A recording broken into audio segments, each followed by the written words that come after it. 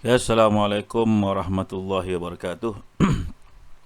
Okay, kali ini kita akan belajar mengenai bab 8, iaitu unsur dan juga bahan. Jadi tanpa melengahkan masa, kita tengok dahulu subtopik 8.1, iaitu asas jirim. Okay, yang pertama, jirim terdiri daripada zarah-zarah yang halus dan juga diskrit. Halus ni maksudnya tak dapat dilihat dengan mata kasar kita lah. Diskrit ni maksudnya saling berbeza antara satu sama lain, dan satu lagi diskrit maksudnya kita boleh bezakan antara satu sama lain lah. Okay, yang kedua, zarah-zarah ini wujud dalam 3 bentuk, iaitu yang pertama dalam keadaan atom, yang kedua dalam keadaan molekul, dan yang ketiga dalam keadaan ion. Jadi kita akan lihat nanti apa yang membezakan 3 bentuk ini, itu atom, molekul dan juga ion. Sekarang kita tengok pada diagram 8.1 yang menunjukkan mengenai 3 bentuk bahan ini. Okay, jadi bahan yang pertama kita ada bahan yang mengandungi zarah atom sahaja, yang dipanggil sebagai atom. Jadi contohnya seperti yang pertama kita ada logam. Jadi contohnya atom ferrum. Jadi contohnya kalau besi, kalau tukul ini dibuat daripada besi, di dalam tukul ini, pada bahagian besi ini hanya ada atom ferrum sahaja. Ataupun ini contoh lain, kita ada paku besi. Maka paku besi terdiri daripada atom ferrum, atom besi. Okay, yang kedua kita ada juga bukan logam, contohnya atom karbon yang wujud dalam grafit pensel. Di bahagian pensel yang menghasilkan tulisan itu merupakan bahan karbon, iaitu grafit, dan grafit ini terdiri daripada atom-atom karbon. Okay, seterusnya kita ada contoh lain, kita ada gas nadir. Contohnya atom neon dalam lampu neon. Jadi lampu neon ada atom-atom gas nadir. Okay, yang kedua, bahan yang mengandungi zarah molekul sahaja dipanggil sebagai molekul. Seperti yang pertama kita ada contoh molekul di sini. Molekul unsur, contohnya molekul klorin dan cair klorin. Cair klorin ini molekul terbentuk apabila atom klorin bergabung dengan atom klorin. Sebab itu kalau dari segi kimianya ditulis sebagai Cl2. Cl ini mewakili klorin dalam jadual berkala. 2 itu mewakili ada 2 atom klorin yang bergabung membentuk molekul klorin dalam bentuk cecair. Okay, yang kedua kita ada molekul sebatian, contohnya molekul karbon dioksida.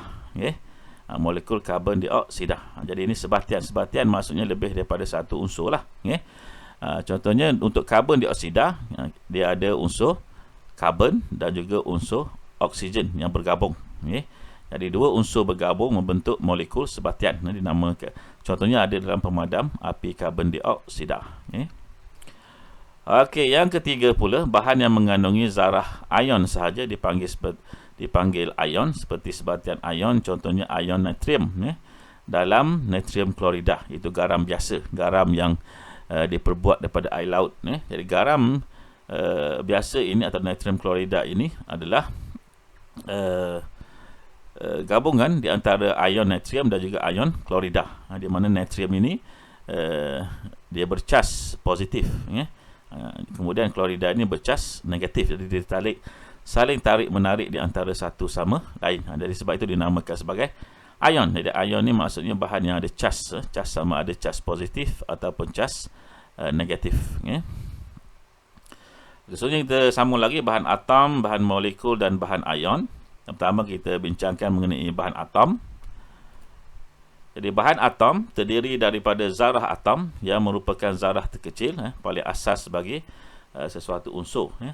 Semua unsur logam dan gas nadir adalah bahan atom. Jadi saya ulang sekali lagi, semua unsur logam dan gas nadir adalah bahan atom. Yang ketiga, atom-atom bagi suatu unsur yang sama adalah serupa, namun berlainan daripada atom unsur yang lain. Contohnya kalau kita bandingkan besi. Dalam tukul besi ada unsur ferrum untuk besi. Jadi semua atom-atom besi yang ada dalam tukul tadi adalah sama ataupun serupa. Tetapi kalau kita ada dua jenis tukul, satu tukul besi, satu lagi tukul tembaga. Tembaga dalam sains kita panggil sebagai cuprum. Maka unsur atom-atom dalam tukul besi tadi tak sama dengan atom-atom dalam tukul tembaga tadi, sebab atom tembaga tak sama dengan atom besi. Jadi jika terdapat 118 unsur, maka bilangan atom yang berbeza ialah 118. Jadi nanti kita akan tengok dalam jadual berkala mengenai unsur-unsur yang wujud di muka bumi kita. Yang keempat, suatu unsur daripada jenis bahan yang berlainan seperti logam, bukan logam dan gas nadir, terdiri daripada zarah atom yang berbeza. Sebab unsurnya berlainan. Yang kelima, sebagai contoh diberikan sini, logam seperti ferrum besi terdiri daripada zarah atom ferrum besi. Bukan logam seperti karbon terdiri daripada zarah atom karbon. Gas nadir seperti helium terdiri daripada zarah atom helium. Yang keenam, sifat fizikal bahan atom ditentukan oleh jenis bahan atom dan juga susunan zarah dalam bahan atom tersebut. Kita tengok pula pada rajah 8.1 yang menunjukkan sifat fizikal bahan atom daripada jenis bahan yang berbeza. Okey, kita tengok dahulu. Yang pertama ni, jenis bahan atom kita ada logam, contohnya cuprum, ferrum, stannum dan juga emas. Stannum ni adalah biji timah lah, timah. Keadaan jirim semuanya wujud dalam pepejal kecuali merkuri dalam keadaan cair. Jadi semua logam wujud dalam keadaan pepejal kecuali merkuri sahaja. Takat lebur dan juga takat didih adalah tinggi. Kekondaksian elektrik, dia merupakan konduktor, maksudnya bahan yang boleh mengalirkan arus elektrik. Okey, yang kedua, jenis bahan atom bukan logam. Contohnya kita ada karbon dan juga fosforus. Jadi keadaan jirim boleh wujud dalam keadaan pepejal dan juga gas. Takat lebur dan takat didihnya adalah sederhana.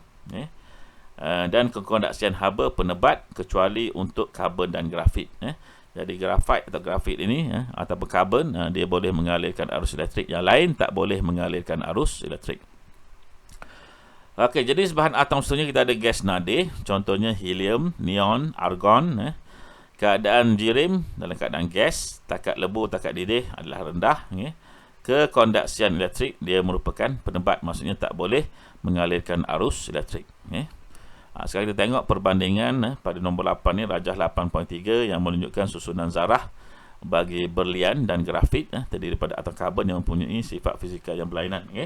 Jadi berlian merupakan unsur yang paling keras di muka bumi, dan sebenarnya terbina daripada atom karbon, sama dengan grafit. Cumanya berlian sangat keras, grafit ni lembut lah. Okey, jadi yang pertama kita tengok bahan atom berlian, susunan atom dia. Jadi lihat daripada susunan atom dia secara kimianya. Dan sifat fizikalnya disebabkan oleh susunan atomnya. Sifat fizikalnya yang pertama, dia bersifat luksina. Dia adalah keras, penebat elektrik dan juga penebat haba. Jadi itu sifat yang ada pada, sifat fizikal yang ada pada atom, hanya kerana susunan atomnya sahaja. Manakala grafit pula masih lagi karbon, berlian pun karbon, tapi kalau dilihat di sini susunan zarahnya adalah berbeza. Sudah atom karbon dalam grafit ini berbeza.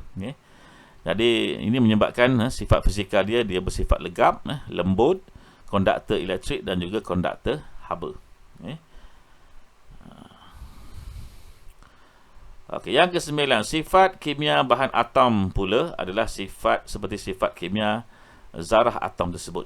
Jadi bahan atom, sifat dia bergantung kepada sifat zarah atom tersebut. Sebagai contoh diberikan sifat kimia bagi bahan karbon merupakan sifat kimia bagi zarah karbon dalam bahan karbon tersebut.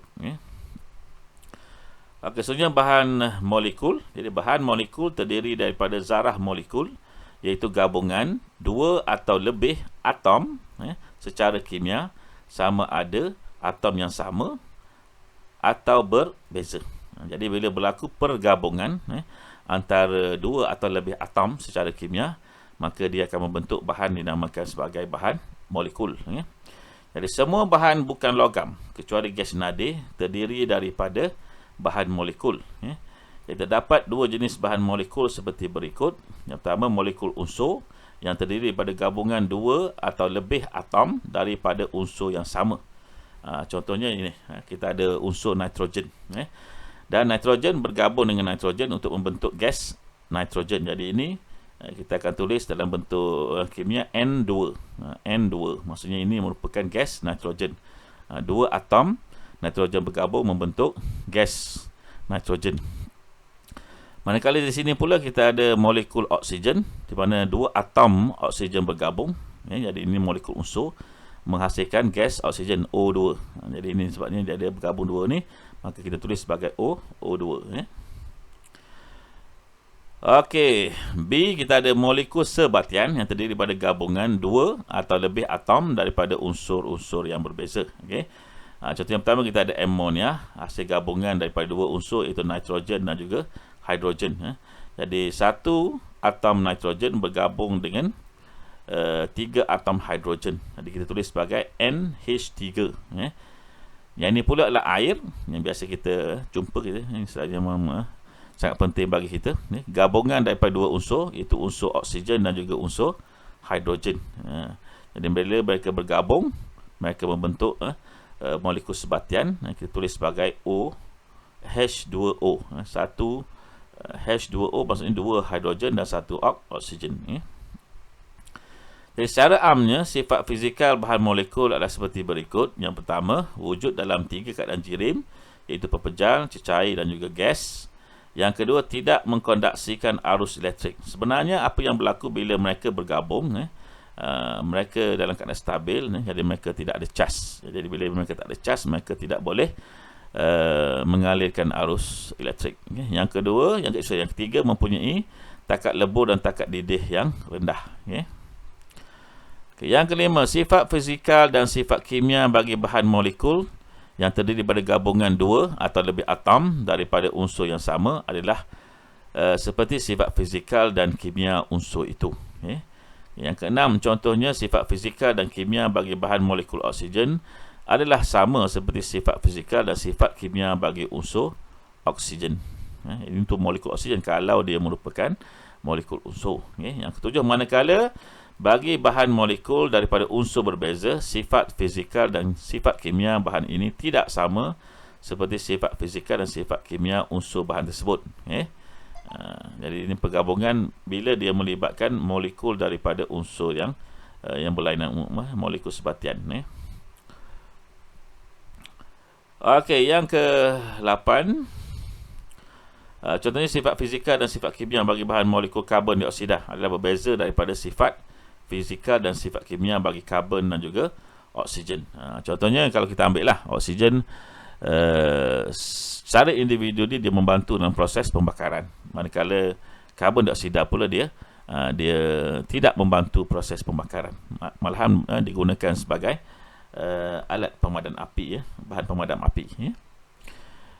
Okey, jadi sifat fizikal bahan molekul, yang pertama di sini wujud dalam keadaan pepejal, cecair dan juga gas. Jadi untuk molekul.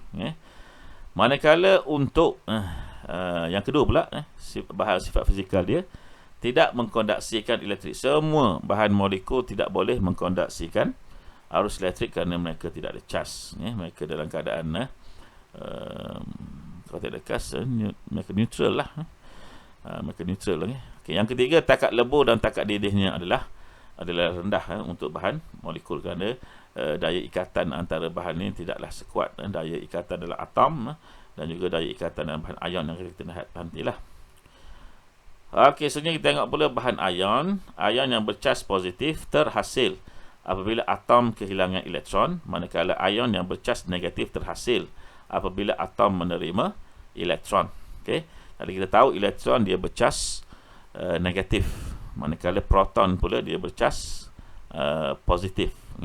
Jadi kalau sesuatu bahan kehilangan elektron, maka dia akan terlebih cas positif, maka dia akan bercas positif. Manakala bahan yang menerima elektron daripada luar, maka dia akan terlebih cas negatif, maka dia pun bercas negatif. Yang kedua, bahan ion terdiri daripada zarah-zarah ion sebagai zarah teringkasnya. Jadi zarah-zarah ion ini bercas positif dan negatif.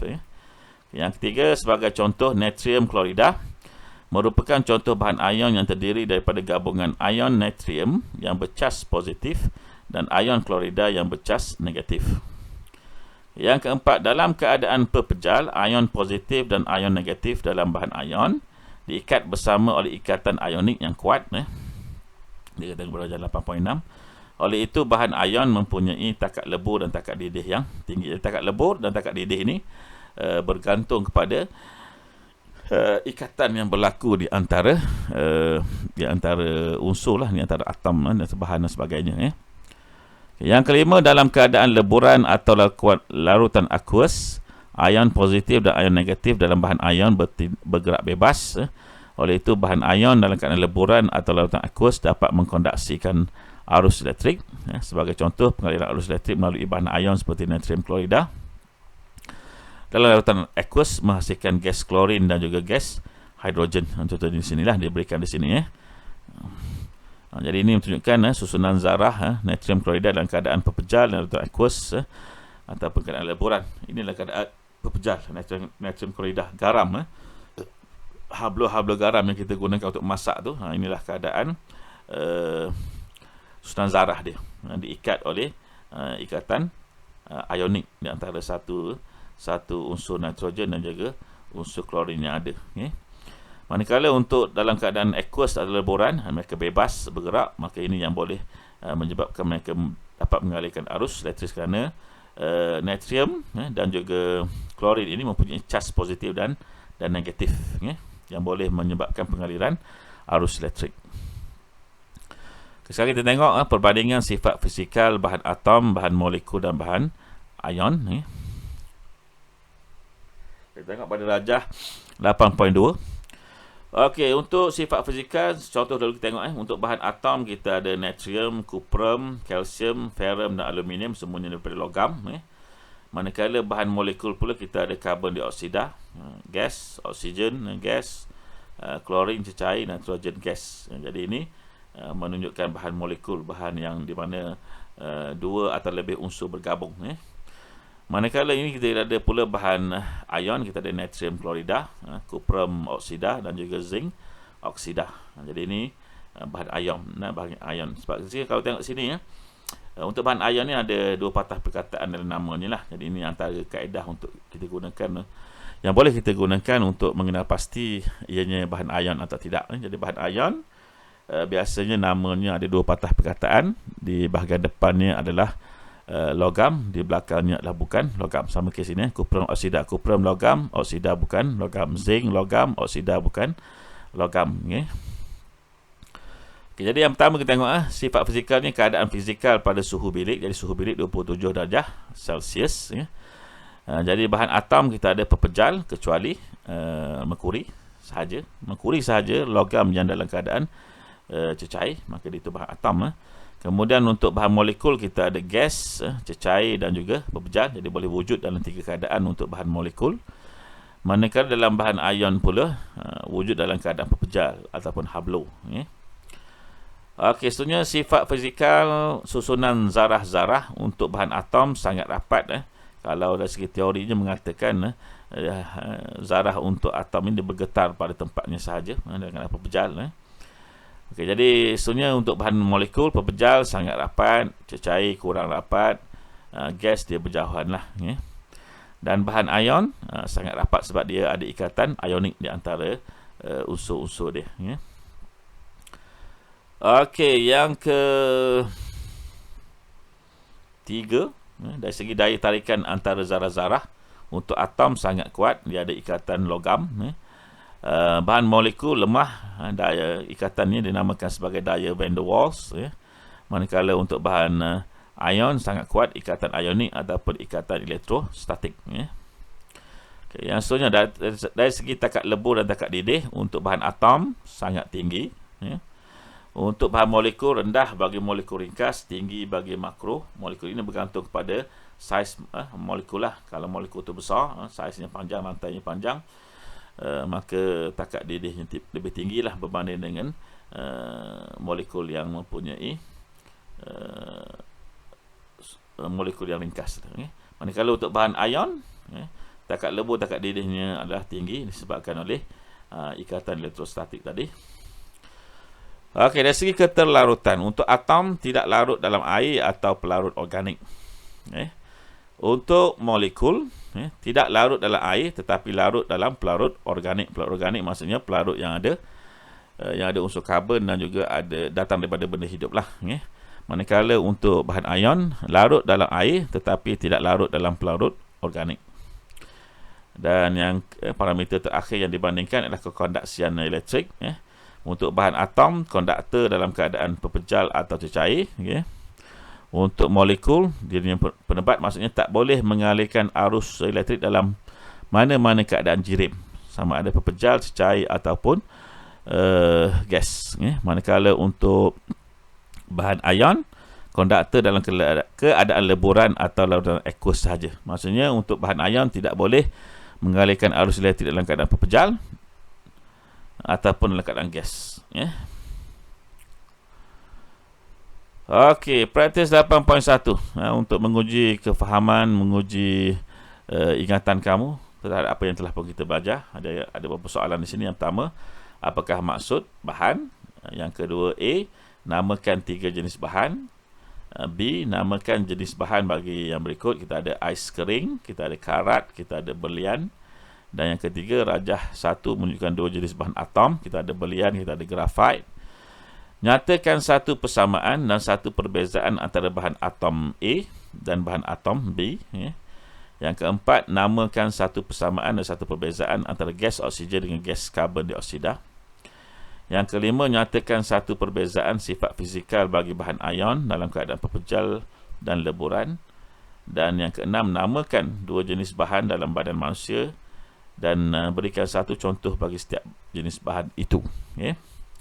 Jadi kita berhenti di sini dulu untuk subtopik 8.1. Kita akan berjumpa nanti untuk subtopik 8.2. Assalamualaikum warahmatullahi wabarakatuh.